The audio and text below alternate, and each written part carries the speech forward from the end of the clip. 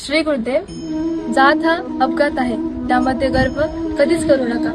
कारण वेळ आणि काळ आल्यावर जातीच नाही तर माणुसकीचं रक्त कामी. बऱ्याच लोकांना रक्तदान करायला भीती वाटते, पण मी त्यांना सांगू इच्छिते की रक्तदान केल्याने आपला सुद्धा फायदा आहे. तो असा की आपण जेव्हा रक्तदान करतो तेव्हा आपल्या शरीरामधले जुने रक्त आणि त्यामध्ये आजारपण हे रक्तदानाद्वारे निघून जातं आणि नवीन रक्त तयार होण्यासाठी मदत मिळते. रक्तदान केल्याने आपल्या शरीराची रोगप्रतिकारक शक्ती म्हणजे इम्युनिटी पॉवर ही वाढते.